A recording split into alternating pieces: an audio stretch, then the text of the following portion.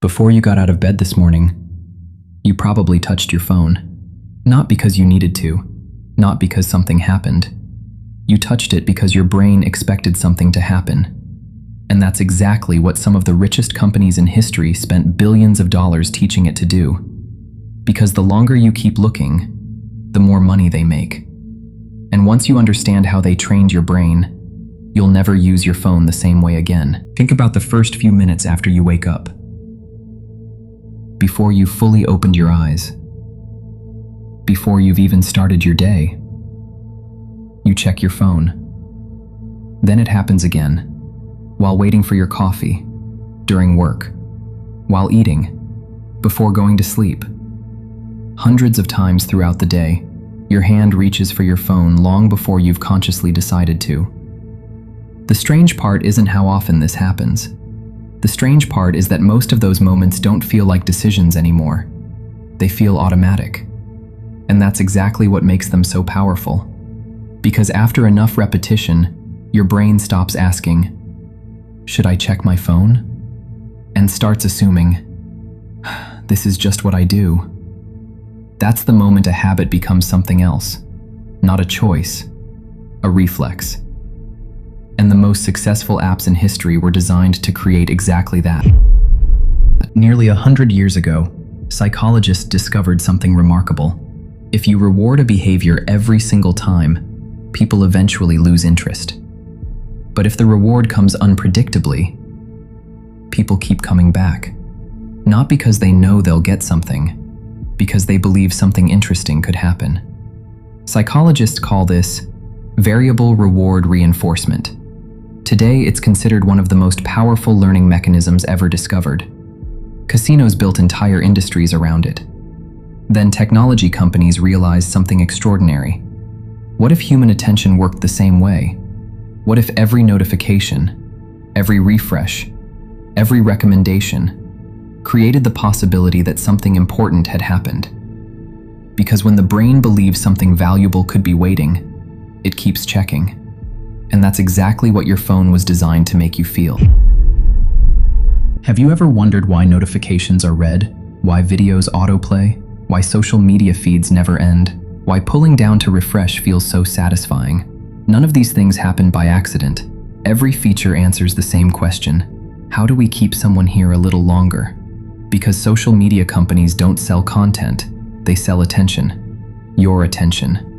Every extra minute you spend scrolling, watching, refreshing, becomes revenue, which creates a strange reality. The products that make the most money are often the products people struggle the most to stop using. And that's why some of the smartest psychologists, behavioral scientists, and designers in the world are hired to solve a single problem. How do you make someone come back tomorrow? But here's the realization that surprises most people. You don't usually check your phone because you need something. You check it because you want to stop feeling something. Boredom, stress, loneliness, uncertainty, silence.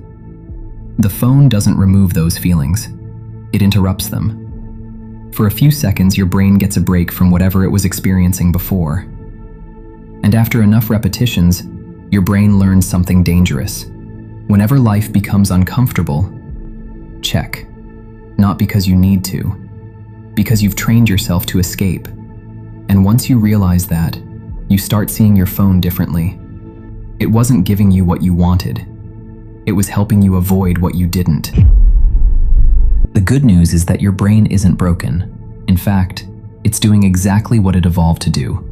Learn from repetition, adapt to its environment, build habits that reduce effort. Which means the same brain that learned these behaviors can unlearn them. But not through willpower, through redesign. First, remove the triggers. Turn off unnecessary notifications. Move distracting apps off your home screen. Log out of the apps you check automatically. Because habits depend on convenience. The harder a behavior becomes, the less automatic it feels. Second, create awareness. The next time you reach for your phone, pause for 5 seconds. Then ask yourself, what was I feeling right before I picked this up? Bored? Anxious? Stressed? Avoiding something? That question does something powerful. It turns an unconscious habit into a conscious decision, and conscious decisions reshape behavior. Third, practice being uncomfortable. Stand in line without checking your phone. Sit in silence for 5 minutes. Take a walk without listening to anything. Wait without distracting yourself. At first, this feels uncomfortable. That's because your brain has forgotten something important: how to exist without constant stimulation. And every time you sit with discomfort instead of escaping it, you teach your brain that it doesn't need your phone to feel safe.